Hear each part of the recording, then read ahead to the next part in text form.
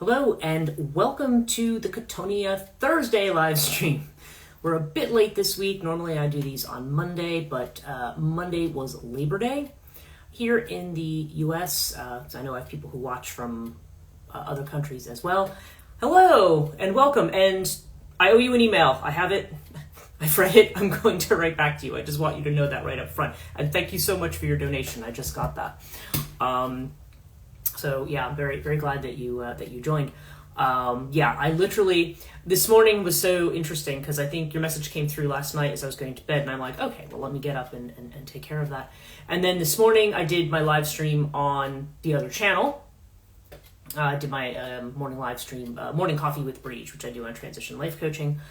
And then I literally kind of got launched into, I've been trying to put a new website together for the school, which is what I'm going to talk about mostly today, because I think a lot of people are interested in it and have questions about it, and I want to make sure that I'm clear about. The video actually does cover a lot that I have on that, but there's other pieces of it that I think I might even try to add it to the GoFundMe.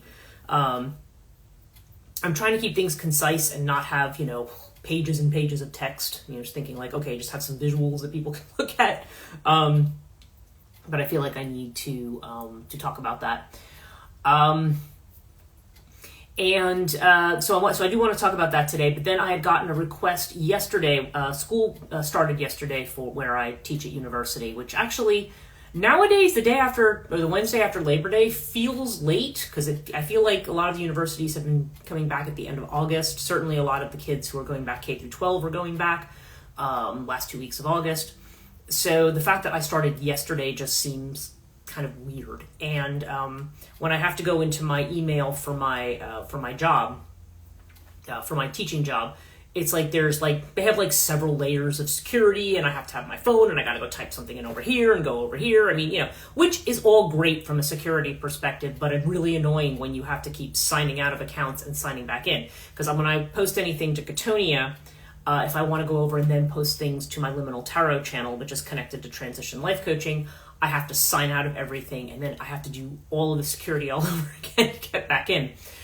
So it's kind of one way or the other. Either I'm spending a lot of time on the one side of the house, or I'm spending time in my my university email and stuff. So I did get a message from somebody. Her name was Emma, and she actually told me she's working on a 3-part thing. Now, what she had contacted me about, and I ended up interviewing with her at 11 o'clock today. So that was an unexpected thing that kind of got into my schedule. And then I had to go to the store, I had other things to do, and then I ended up with a sudden reading at 3 o'clock with one of my regular clients who pops in usually quarterly. So I was like, oh, she's booked for today. So she booked at 3, and I'm so bad. I need to really go into my calendar and block off the time when I'm planning to do something. But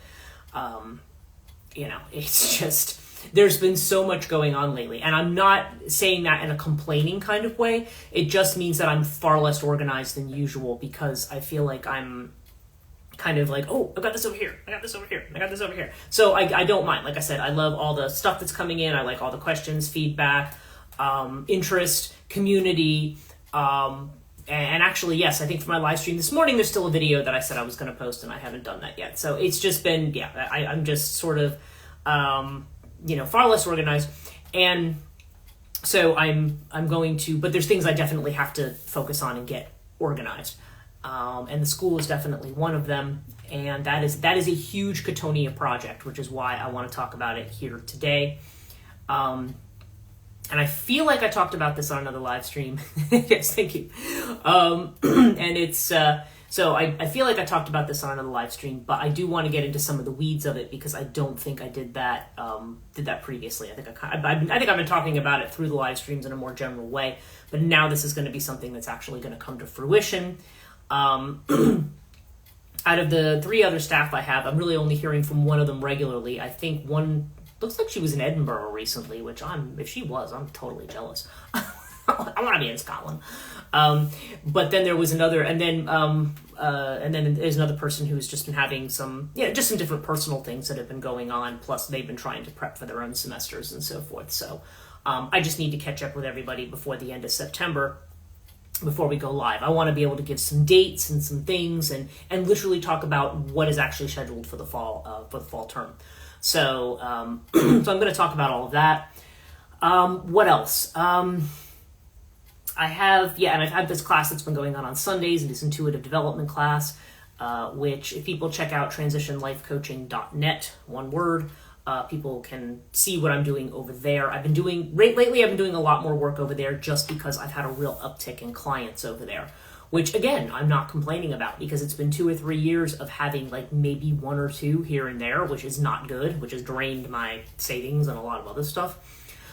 So now that I have a regular group of people who are interested in the stuff that I'm doing and who are, booking things and booking multiple things, this has all been very, very good. This is all the direction that I need to move in. So a little bit more of my focus has been on there. I've certainly been doing the Chthonia podcast, and this week I did one on the Diargadua, and I'm going to talk probably just a little bit about the themes of that towards the end of this particular live stream.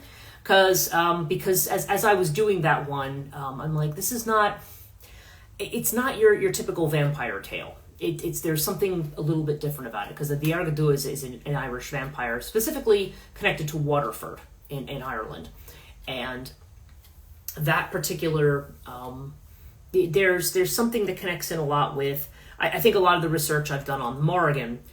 And by the way, the Morrigan book, I'm actually starting to get a little worried about them over at Theon, because I've seen them post stuff about older editions, like they had put out a second edition of their Underworld volume and stuff like that they are pushing and selling, but I have not seen any new material this year, and my impression was that they had a schedule for like April and for June and for later in the year, and it doesn't seem like any of that's happening. To be fair, I don't talk to them really that regularly, and I should probably at least reach out to Jessica and be like, is everything okay over there? So I just want to hopefully they don't have any terrible problems over there, but it does seem like that things have been pushed back, and there could be, again, it's just the two of them running Theon, so David and Jessica, so I don't know if there's something going on there that's maybe, that there's been some obstacles that have been keeping them from doing things. So I am hoping that the Morrigan book, Phantom Queen, is going to come out. And again, I'm surely, they're going to let me know when that's happening. But I just feel like it's not just me. There's like, I can think of at least 3 other authors who, things aren't coming out. So, yeah. Now on the Chthonia books front, that's the other thing. I feel like my own guides have been pushing me really, really hard to get back to work on the volume that I call Queen of Hell. And I don't know. I could think of a number of reasons of why the theme of that book is coming up again, but I feel like I'm really and it's kind of being pushed. There's some changes to it that are coming up. I'm feeling like there's going to be a different bent to it, and it's something an idea I had discarded earlier is probably one I'm going to put back in, and I'm kind of annoyed with myself for having deleted some of the material connected with it, but maybe it just needs to be reworked anyway. So I'm literally having this feeling of like, drop everything and work on that. And I'm like, well, yeah, but I have this whole thing going on. I have this school, I have all this stuff. And I need to, again, the school, the first day of the Institute for the Study of Feminine Myth is October the 2nd. And there's a GoFundMe up right now. And this one is... and I've gotten just a couple, it's been very slow coming in. It's interesting because I ended up doing a boost of the post I did on that on my other page. I should have done it on the Chthonia page, but I did it on the Transition Life Coaching page, just kind of by mistake. And, I could do another boost on this page, and I may well do that. It's just that it costs money every time I do that. But if I do a boost, but I've added something like... I forget, like almost 50 people have been added to my other account who are based on that ad. They're not donating money, and the thing is, if they go click on my link, it's the top of my link tree. It literally says GoFundMe, and going there and being able to look at the video and everything.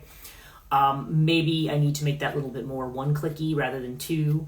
For anybody else who is interested in that, it is on the front page, Chthonia.net. I do have, when you go to the Chthonia.net homepage, I have recent posts on the right, and it is the first of the recent posts.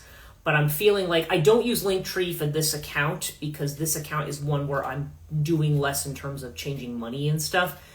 Transition life coaching, people are booking classes and other things like that. So I use my Linktree over there rather than over here. So I don't know. I'm trying to have multiple Linktree accounts is now I'm getting into more costs and stuff. And as it is, I'm going to be putting out like almost probably another $500 for a new website with all of the e-commerce and with all the collaboration stuff that I need. And right now I'm like, okay, I'm cash poor right now. I'm still raising the money to pay the mortgage this month. I'm close, but I've also got, I've got a lot of my own expenses. And the thing is, the GoFundMe for this school is not, the money that I'm raising for that is not going to my personal bills. It's all going to a separate account. And right now I'm just putting it in a reserve account because I don't have enough money to open business checking and stuff. You have to have, a certain amount, at least a couple thousand, ready for that. So I'm kind of saying, okay, no, that money all needs to, right now I'm just putting it in reserve, and then it's all going to get transferred to a new account that's just going to be business only for the school, because I want the funds for the school to just be for the school. I don't, it's almost going to be, it's not going to be, it's functioning more like a nonprofit, because I don't want it to be, it's not it's something where I'm going to be paid like other instructors, and but I'm going to be paid slightly more than them because I'm doing all the admin and I'm doing all the tech support and I'm doing all the legal paperwork and stuff. So so that's why, and of course the teachers know that, and they're like, oh yeah, totally, but otherwise we're kind of on a model where we're doing like a cost sharing model, because but the thing is, with the Kickstarter, I'm calling it Kickstarter. I wanted to do a Kickstarter, but Kickstarter is for products. It's not, so if I had when I was trying to sell my Oracle deck and stuff, like that's Kickstarter stuff. GoFundMe is more for ventures like this. And one of my patrons, Susie, she had sent me a thing. She said, Jeff Bezos' ex is like giving away money for, like women doing stuff with education and stuff. I said, well, I can take a look at it and see. I have a feeling it's one of those things where I would need to hire somebody to do stuff for me to be able to do something like that. So I don't know. I don't have the funds right now. Right now I'm just grateful that I'm making enough money to pay my bills. I want to get back to a point where I'm traveling to England again and being able to do the things that I want to do. But right now, now that I'm going back to teaching, that will help, because when you're off for 3 months with no pay, you're flying by the seat of your pants, Everybody donates to, what you get in terms of classes and sessions and stuff like that is pretty much it. And because there was such a fallow period for a long time, that a lot of the backup resources I had are not there. So yeah, so I am really in a certain, like, financially, I'm kind of flying by the seat of my pants. There's a lot of stuff that I want to do. I want to set up an EIN. I want to set up, I already have, Chthonia has already been incorporated. But there's certain paperwork that the state has to have by October, I think. So I'm like, I'm going to wait till I get my first other check, and then I can start doing that paperwork. But that paperwork's also connected to the school, so that's why, again, hence the GoFundMe. It's a lot of these startup costs that I just don't have saved up. But I also feel like it's really important that this school gets started now. Like, I don't want to wait another semester. I don't want to say, oh, well, let's just wait until, like, I'm literally feeling like, no, this is the right time for this, because we're having a lot of shifts. And I've talked about this in various places where we're definitely shifting into this more feminine type energy. This kind of, obviously Chthonia talks about the dark feminine, but we are definitely moving out of, I feel like we are really pushing out of this kind of patriarchal space. Now, one of the things, I will just mention this, I mentioned this on my morning live stream. I do my Archangel Azrael channelings and so forth.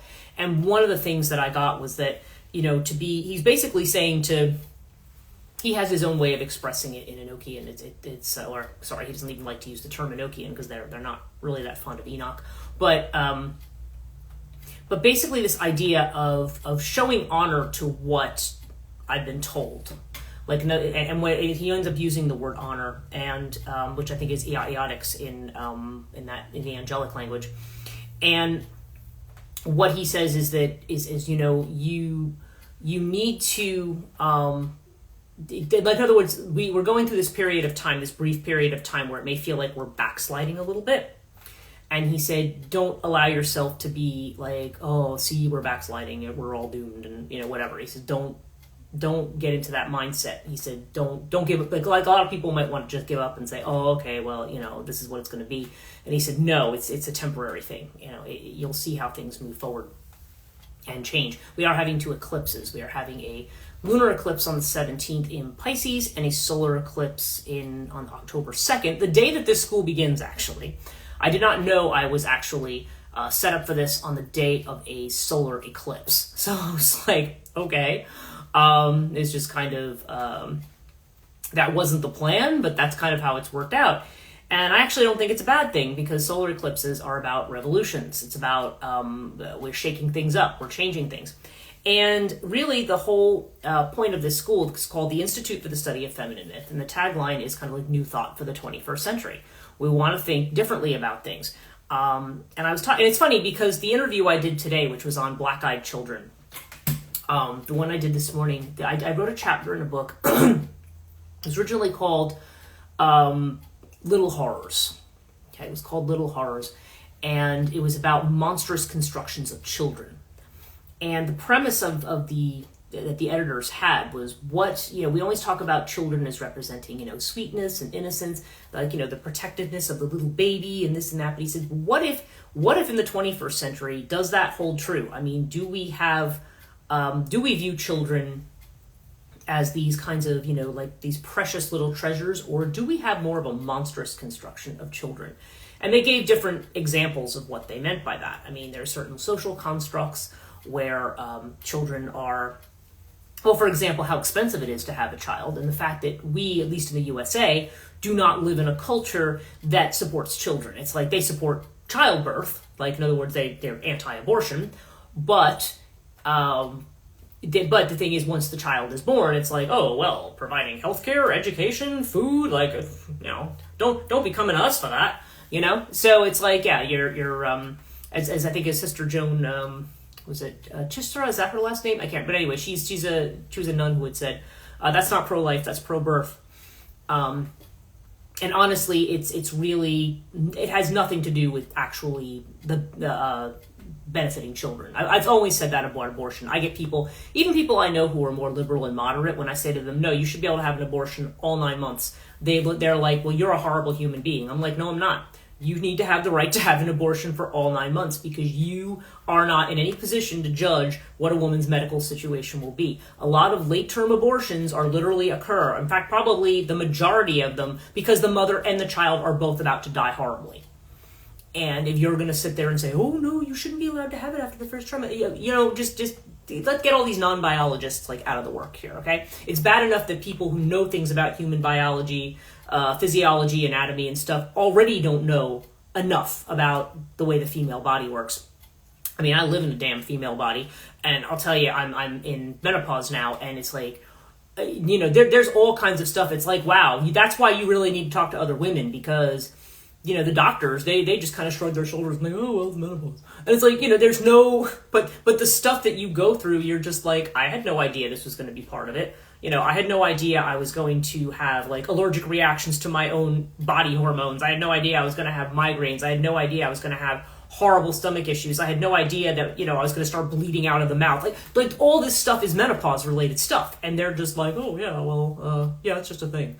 It's like, you don't, there's all kinds of stuff that goes on. Like, late-term abortions are not done on a whim. Those parents want that child. Yes, you're 100% correct. And a lot of times, yeah, that's a really horrific decision that a lot of them have to make.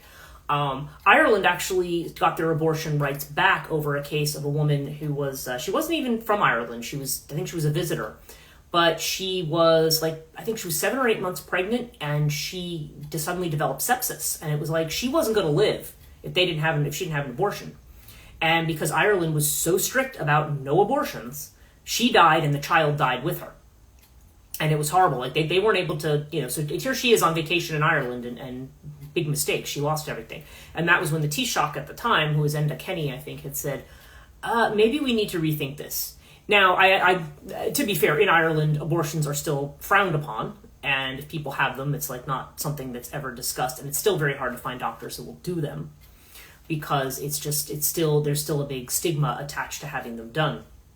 But it is legal. So if a woman does end up having it done, it's not like she's going to be arrested and thrown in jail for it. Hopefully they progress. I mean, I feel like Ireland is inching in the right direction as far as that goes, and whereas we are not in the USA. But yeah, there's so much about women and women's health that people don't know and don't understand, and so I'm not. So in any case, one of the things though too about bodily autonomy, I think I saw it. It might have been April Shaley who had posted it, where she was talking about how bodily autonomy. I think it was Billy Sunday who had actually said that you can measure certain things about a society. I don't remember the exact quote now, but you can measure certain things based on. We actually have the quote right here. Let me just see if I can. I prefer to quote it than say, yeah, I saw this thing. I feel like maybe I download it. I feel like I did. Okay, I'm not seeing it in my things. Maybe I didn't download it, but basically it was just this idea that. You can basically gauge. You can gauge a society by the way the way that they treat women's bodies, or the way that they treat that. You can the way that the kind of rights that women have over their bodies tells you everything you need to know about a society. And generally, one that's on the verge of failing is the one that is going to start denying women bodily autonomy. It's not good for the society in any sense, socially, economically, or anything else. Because the people who are usually denying bodily autonomy are doing it on this romanticized idea about childbirth and pregnancy and things like that. And it amazes me how many people have that. I had a cousin who was like that. She was very much, mind you, she was not a person who should have been having kids, because she was born with so many congenital like heart defects and stuff like that she should not. Her doctors literally told her, no, you should not do this. And she went ahead and did it anyway, because she really wanted to be a mommy. And she just, when she was pregnant, she just had said, I had no idea. I thought it was just going to be wonderful and I was going to be glowing. I'm like, anyway. So there are people who have that idea.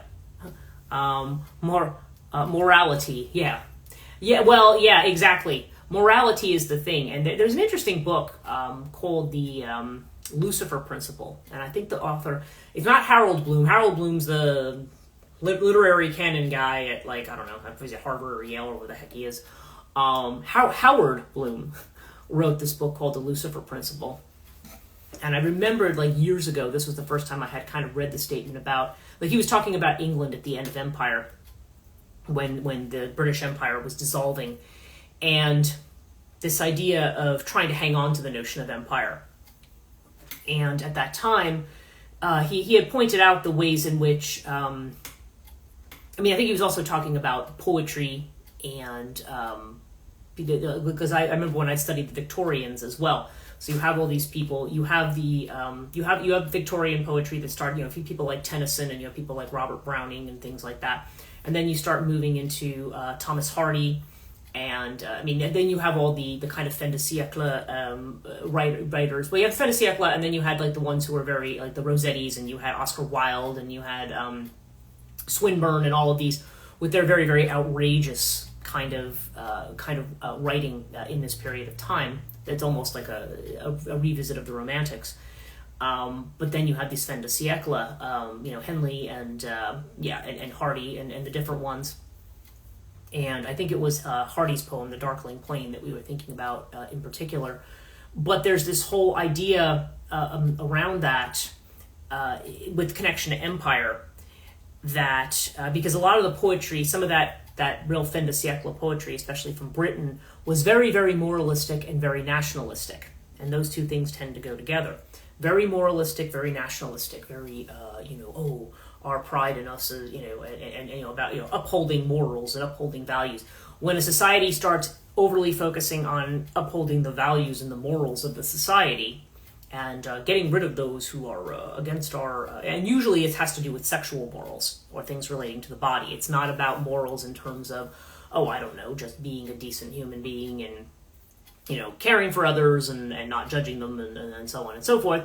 No, it becomes about we're going to excise the moral ne'er-do-wells as somehow part of the abscess of our society. But basically when a nation or an empire is in decline, that's the first thing they start going after is the morals. You see it in the Bible too. When when the Israelites were at a point where they their own nation was on decline and they were conquered by their enemies. That's the point at which, let's examine all of our morals. It's a thing that human beings do in groups. They examine their morals at a time, and that's always the thing that they blame, at least in these patriarchal societies. So anyway, point being, if I go back and talk about the school and the necessity of the school, the reason it's the Institute for the Study of Feminine Myth, even though it's going to cover more than feminine myth, it's not just going to be about, it's not meant to be necessarily a particularly feminist kind of thing. It's also going to include myths of masculinity and myths of hero mythology and things like that. I mean, we're definitely starting with a solidly feminine and largely dark feminine inflection in the first term. But the whole point is that it's the whole point behind Chthonia really, is just we want to re-examine the stories that we have, understand what they really mean, what they were meant to be, and looking at where this is going to go. Like where are we? I think I've managed to go in a big circle here. Okay, when I was doing my thing on the Black-Eyed Kids, I was rereading the article that I had written for this book. And in the first lines I was talking about Joseph Campbell and his discussion about the fact that we live in a society that moves so fast that we don't actually have time to create new myths to keep up with it. Okay, things are moving at an incredibly, incredibly fast rate. And because of that, we're just not able to keep up. And normally when change happened at a much slower rate, and I was talking about the different models of the way that as technology expands at this exponential rate, the way in which it kind of goes, the way in which it ends up, technological change as it really starts to accelerate, then we as human beings are really, really fighting to keep up.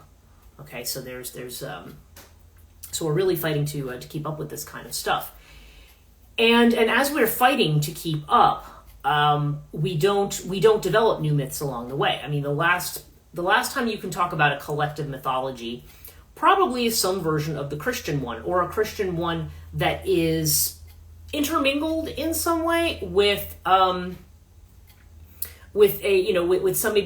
form of the religion or belief that went before. Particularly in Europe. Certainly the mythology of the United States is tied up very heavily in what would have been, is that colonial mythology that came from the Puritans is definitely a very strong part of that, but also a very strongly deist way of thinking, the deists being probably very similar in tone to the Unitarian Universalists that you see now. Definitely more reason-based. Thomas Jefferson rewriting the Bible based on rationality for his trying to come up with other things. And these were the people who, by the way, were very anti having a church or of any kind or any kind of religious body involved with government. They were very much against that. But yet there is this mythology that we see of the Christian nation, which has never been a thing. But we have these different mythologies, and we have these mythologies around patriotism and things like that. And we have a lot of these narratives that we're questioning. But forever around, certainly since at least the time of the Roman Empire, and perhaps you could argue before that, you have this narrative about women and the kind of the roles of women. In the Roman Empire, you didn't necessarily have women being kind of confined to these. And you had women who had money, who were patrons of other citizens. I think Cicero says he had a wealthy female patron. Somebody who has a lot of money in their own right. You had women who were business owners. I mean, you had things like this in the time of the Roman Empire. But what's interesting is then when you have the Roman Empire has its fall, and it's also trying to be very diverse. It's trying to accommodate a lot of different belief systems. And then when all of that started to collapse, it was like, okay, that's when Constantine said, no, we need a unified vision. So having a unified mythology, it has its advantages for the ruling power, but it doesn't necessarily have its advantages for the people. And of course, at that point, then you started to have these invasions and this kind of, again, another empire that crumbles. Although there's also the narrative of the eternal loop of the Roman Empire just happening over and over again in our culture, because we don't mythologically ever really get out of that loop. And now that we are in a time when we have trouble making new myths, we're still stuck in that loop. And really the feeling that I'm getting, both on a psychological, spiritual, social, whatever level you want to look at, is like, no, it's time to get out of this stupid loop, escape from the loop, basically, and stop repeating the same stuff over and over again. So the Institute for the Study of Feminine Myth is kind of, it feels very ambitious. It feels like I'm, trying to change the world with this, but I feel like it has to start somewhere. And the thing is, me just being the lone voice by myself has not been sufficient. I need to bring on other people who are interested. Now, what I thought was interesting is when I posted about this, I remember it was Conjuring Creativity. They were which is a regular conference that they have. Do they have it in Germany? I can't remember. They have it. It might be in Germany or thereabouts that they have this. And usually it's where you have a lot of esoteric practitioners who get together who are also creatives. And they seemed very interested in what I was doing as well. At least there was an initial like, whoa, you're doing this thing? Mainly because the goal of this school, well, let me actually talk a little bit about the goals and objectives of this school. So I'm going to just give you the usual executive administrative ease for what's going on. Because typically, if you're going to start any kind of an institution, you have to have a mission, you have to have a vision, you have to have goals, you have to have objectives. Now, I am not a person who is hugely wedded to outcomes assessment and stuff like that. I always tend to have more of a looser guide because I don't want to be locked in too hard to certain things. So let me tell you what the mission statement is of this particular organization. It's going to be to break old paradigms and cultural scripts surrounding the archetypal feminine and related concepts in society and culture. That's the mission of the school. Okay, it's about breaking old paradigms and scripts. It's about presenting us, having people who are academics, who know the stuff, who know the connections, presenting it to you and allowing these workshopping of like, let's look at this mythology in a different way. Let's not look at it the same old way that we have. There's different things going on here. Myths don't necessarily have to be discarded. Okay, there's always a truth to that. Even religious beliefs, there's a certain reality to them. Okay, there's something in them that is very that there is a truth in it if you can get rid of, again, as Joseph Campbell said, the temporal inflection. If you can get rid of the stuff that was specific to the time it was written in, you can find the stuff that is still meaningful. And we do this with a lot of mythologies. Certainly mythologies around women's stories, Medusa, Persephone, things like that. There's all kinds of ways in which we look at that story and talk about what's happening there or what we mean, by this. In fact, it's Hecate and Persephone are actually the two that I'm covering in my own class within the school, at least for this term. So, so the mission statement to break old paradigms and cultural scripts surrounding the archetypal feminine and related concepts in modern society and culture. Okay, that's the mission of the Institute for the Study of Feminine Myth.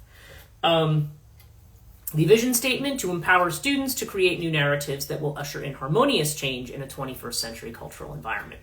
Yeah, the idea is we're having trouble keeping up. Let's have a school. And also, as I mentioned in my little video, there's the decline of the humanities. People think the humanities are kind of a waste of time because school now is all about getting a job and it's about return on investment. And as I said, to be completely fair to students and their parents, school has gotten to be obscenely expensive. Getting scholarships is very, very difficult. And even with scholarships, the amount of loans and so forth that you have to take out, it's very expensive to go to school. And a lot of times, like if you're going to major in something that's going to get you, quote unquote, a job, now we're looking at it as a big VOTEC, which, and my feeling is if you want to be trained or apprentice in something, then that's what you should do and not go to college. But now everybody, they treat it now like it's what the high school diploma used to be. It used to be, oh, well, your high school diploma was sufficient to get you a job. Now it's just like, oh no, you have to have a bachelor's degree to get a job. Well, why? What for? I mean, as a teacher, as somebody who benefits from that system, I'm asking you why. What do you need a bachelor's degree for? I think about someone like my dad, who was a real hands-on guy. He was an engineering guy. He was in the Air Force. He worked on airplanes. Like, he knew all of that stuff. He didn't need to go get a bachelor's degree in some crap just so he could work on airplanes. Like, he knew what he was doing. He didn't need any of that. And he was not a man who liked to read. He read the newspaper and he read stuff like that, but he wasn't, not that he couldn't read. He didn't even want to read a freaking manual. I mean, half the time we'd have something be like, no, I don't want the instructions. I just want to do it my way. And of course, well, that with mixed results, shall we say. But yeah, he was not particularly a reader. And my mother, I mean, well, she was a reader. She read like a lot of romance novels and stuff like that. Like, your mass market kind of trash, but and she read other things too, I guess. I mean, she's read mysteries and things like that. I mean, she is more of a reader, or at least she was. But in any case, we're kind of moving into this space where the humanities has become like that box, that very expensive box you have to check. As I've said, you have to pay. Tuition is very expensive. Hourly credit hours are very expensive, and a lot of times people take classes. And I mean, I teach mythology. I teach it the way I do my, podcast and stuff. We get into it. We get into the psychology of myth. And I have students who will literally say, I've had students say to me, Professor, how much of this is on the test? Like, that's all they care about. Just tell me what I need to know so I can check the box and get the grade and move on. I don't want to think about this. I don't want, no, this is just some stupid thing, some hoop that I have to jump through. And unfortunately, that happens a lot. You have students who are not engaged and they don't care, and it doesn't matter who's teaching. I mean, there's some professors who can always get people to get involved, but in my experience, it doesn't matter how passionate the professor is. I have colleagues who are just sitting there, at the end of the semester, and they'll be like, I hate them. I hate every single one of them. And honestly, it's not that the students hate them necessarily. Like, they'll get their reviews for the course and they'll be really great, and they'll be like, I didn't get that from there, because all they want to do is like nitpick about grades and about this and about that. And this is why everything has to be in all of these little boxes. And I'm like, no, this is not how this kind of education was ever meant to be. It was not meant to be like this. And the problem is when you're no longer, and schools, because now they're all teaching to tests because, hey, we got to meet those assessment models. We got to make those numbers. Because they're so focused on that, important things, library skills, language arts skills, these different types of skills that take time to learn. It's not just rote memorization. Things that take time to learn. And even rote memorization you're not doing anymore. How many kids now don't seem to learn their multiplication tables and stuff anymore. It's like, well, even the stuff that seems like it should be rote memorization doesn't happen. They're trying all these new ways that they say are better. And I'm like, well, I don't know. The kids, I can tell you that the large percentage of people who come into my classes are completely unprepared for university. They don't know how to write. They don't know how to, and they don't know how to do, and they don't understand the value of things, even like formatting and so forth. They don't know how to do proper research. How many kids, when I used to work in the library world, the reference librarians I worked with would be like, yeah, you have the ones they show up and they're like, oh, I have a paper and it's due, and my professor says I need 5 sources. And they're like, oh, okay, well, what's your topic? Let's start to, oh, no, I wrote the paper already. It's due in an hour. I just need 5 sources. I mean, that happens a lot more than you would think. And I'm like, no, I want to move away from that. A lot of people have asked me to try to take this school and make it something like, oh, well, maybe you can make it accredited because you have accredited faculty. Maybe you can, make it so that people, like, it can be one of those extra things where people can go to get credit. And I said, no, because I absolutely do not want to get into the world of state standards and gen ed standards and this and that. I am not here to prove all of that. This is a group of people who, in a relaxed environment with no grades, can learn about stuff and can produce something on their own. So let's get to the goals. The goals of this school, to provide an inexpensive, okay, now it's inexpensive relative to what you would pay for a university course. University courses are getting very well near, that you could pay $2,000 to $3,000 for just one class. Okay. Now a lot of people have student loans and stuff like that, so they do have things that will cover it that eventually they'll have to pay back.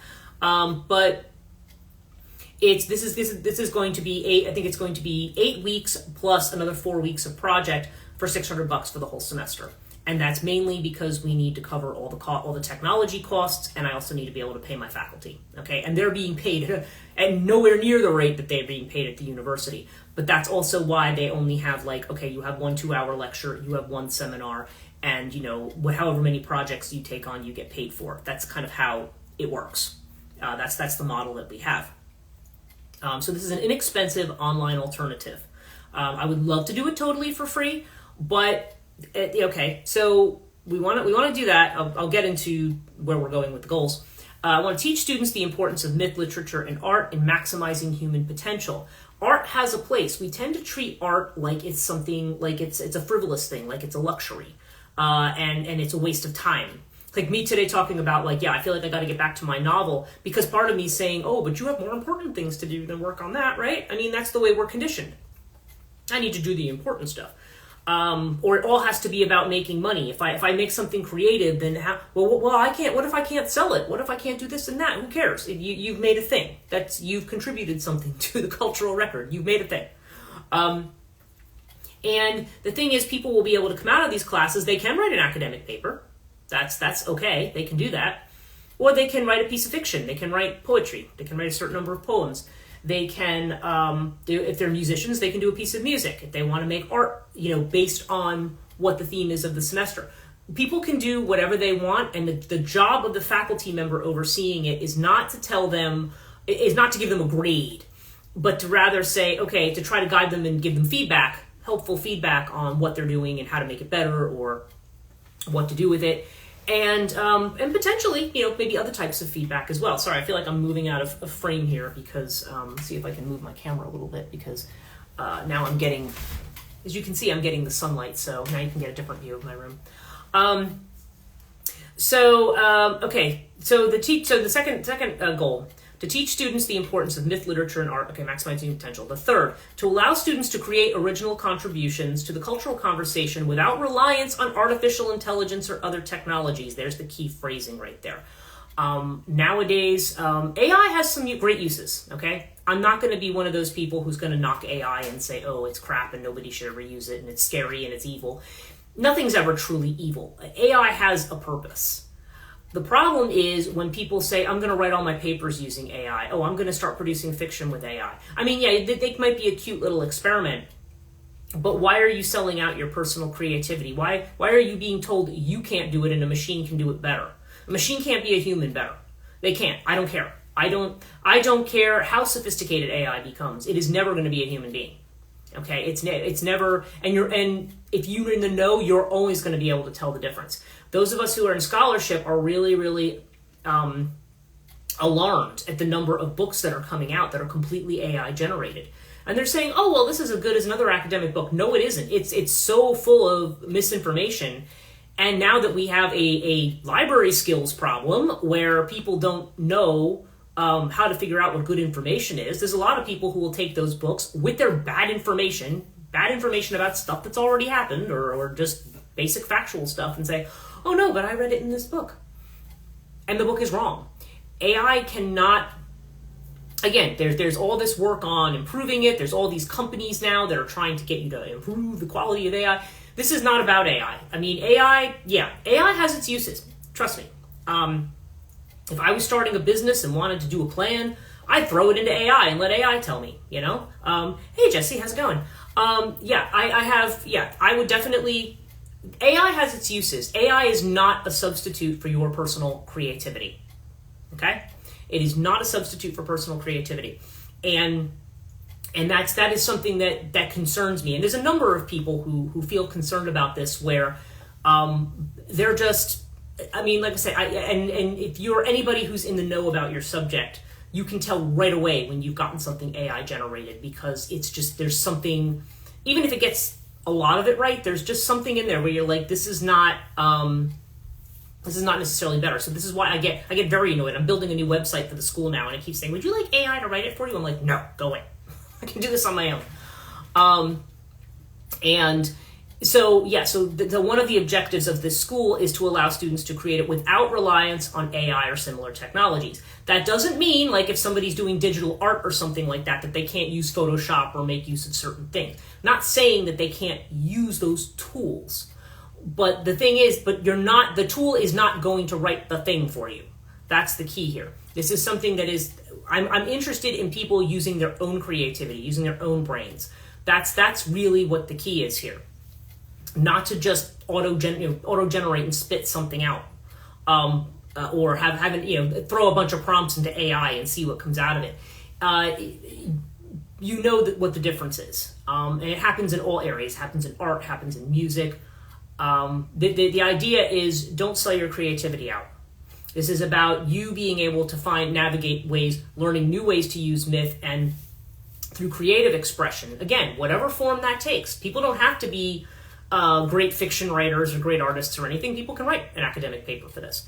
And at the end of the day, when you come out of the school, you will have not only a project that you've completed that's yours, that you can do whatever you want with or not. And of course, people will have a certification, and it's a certification with credentialed faculty. Okay? I mean, everybody who's teaching in this school has PhDs. There's myself. There's my friend Max Orsini, who's another D-Lit like myself, both of us from Drew University. Max is going to be teaching the poetry, literature. He's also a musician. But there's also, he has all of this stuff that he is, and he's going to be handling a lot of the lit and poetry stuff because he is, he kind of says, I just do this and that. He wrote his dissertation on the Buddhist beat poetics of Lenore Kandel and Diane de Prima. And so he's extremely well versed in this, and he is extremely good at getting the best out of people creatively. That's why I wanted him on the team. Joanna Madlock, who has done stuff on Slavic mythology with me on Chthonia. She has her doctorate from the University of Silesia in Poland, and she's also a photographer. She wins awards for her photography and stuff, so she's good with that aspect of things as well. And she wants to talk more about Slavic myth and so forth. That's the area she would love to teach in, but where she and I both teach, because we both teach in the same institution, that's not generally what she gets to teach.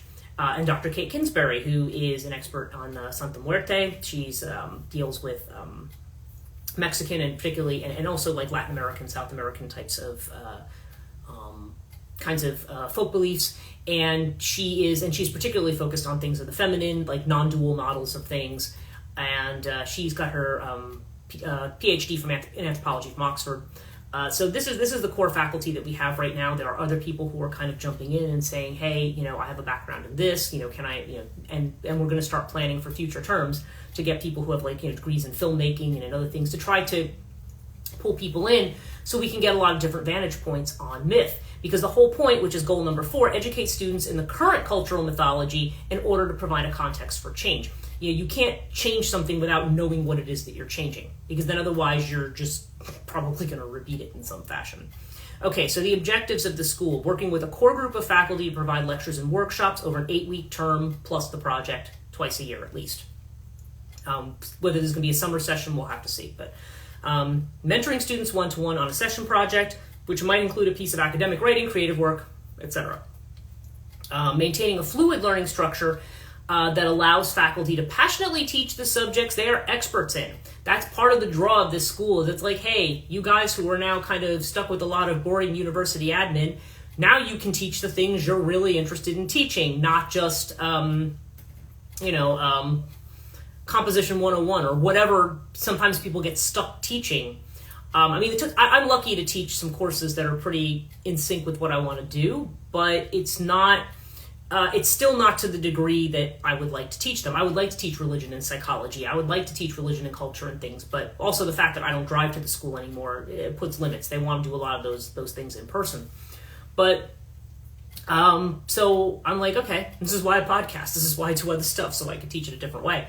But yeah, and also they want to teach in subjects they're experts in to an equally passionate body of students. And they don't necessarily need to be super formal about it. I mean, yes, they're going to have a presentation of the material. There's going to be questions. There can be reading material for people, that which is very much like the British system, where you're provided with materials that you can read. And like, I remember when I was doing my lit degree at University of Reading in England, it was like, okay, you showed up, you had seminars, you had like 3 or maybe 4 or 5 seminars for the whole term. And then there would be lectures, which were separate.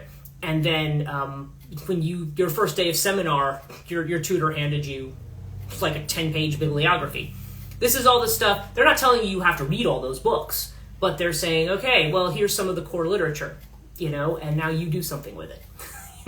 It's a very, very different model of education from what we have here in the U.S., and it's a model that I like. I wish we actually had it here. You're not gonna get away with AI generated papers if you have to defend your dissertation to somebody or defend your paper to somebody. So this is kind of what we're looking at in the school. Now let me talk about what the initial lecture schedule is. Like I said, I'm putting the website together as we speak. I'm just trying to come up with the fees and figure out how I'm going to do this, because this is why I have the GoFundMe page, because I'm really starting from nothing here. I mean, I mean, like I said, I'm really grateful that my business is starting to really take off, and I'm starting to build a community.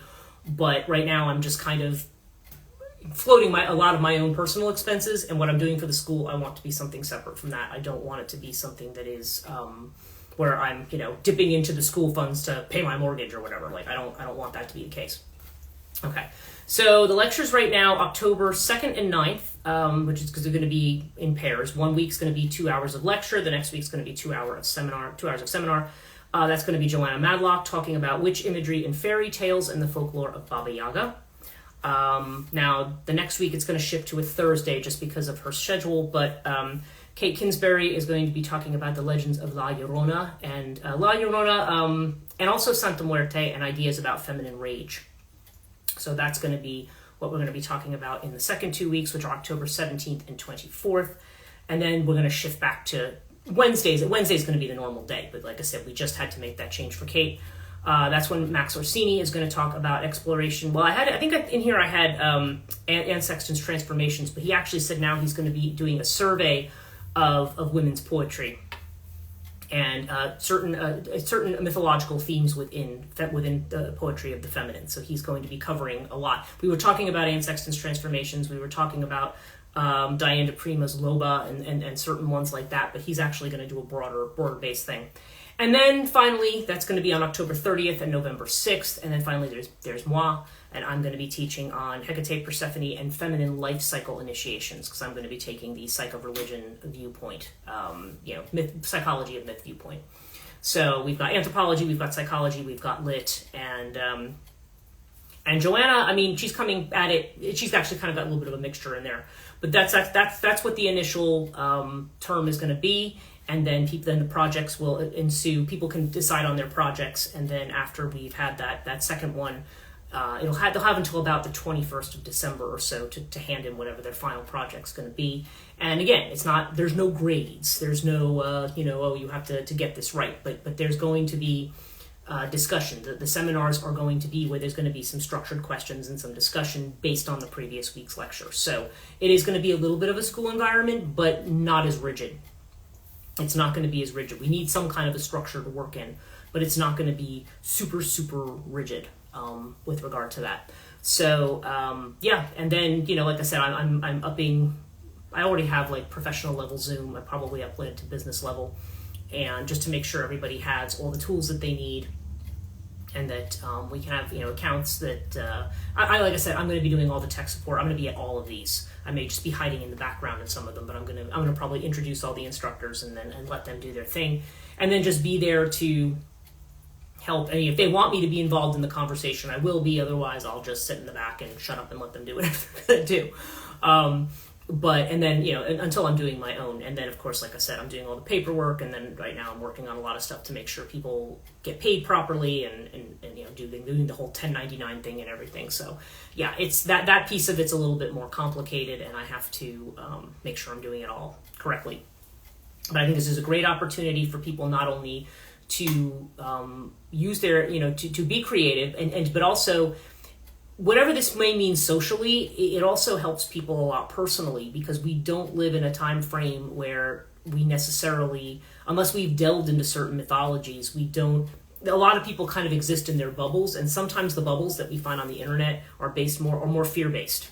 It's more on people banding together based on, that other group they don't like. This is more about trying to open up and being able to see ideas in a way that it's not meant to be threatening. It's meant to be something that helps people open their eyes to what their possibilities are, how they might look at things differently, how we might look at social and political situations differently, and how all of that might apply. Because to me, mythology is the foundation of things. I mean, Jung would say that myths are the dreams of, basically the dreams of civilization, and they're not just old dead stories. They still do have a relevance, and just certain aspects of them, it's a matter of trying to delve into what are the meanings here. What is it we're actually looking at? Okay, what is this? What are we trying to get into here? So that's my little kind of spiel on the Institute for the Study of Feminine Myth. If you joined late, I've got this GoFundMe that's up. I'm gonna post something else about it today because I explained all the logistics of my other site, Transition Life Coaching. I ended up putting my boost on there, and I should have put it on this site. But I will probably do a boost on this site, and I want to have an easy link that people can get to so they can watch the video about the school that I created. And then also, if people do want to donate, the more that I can get up front, the easier it will be, because really all I'm trying to do is cover my administrative costs, my technology costs, including a new website and things like that. And then I'm also trying to cover, I want to, if we start slow, and I'm not predicting that we're going to necessarily start slow. It seems like there's a lot of interest. Like I said, I've picked up a lot of people, but whether or not people are going to do it or not, all remains to be seen.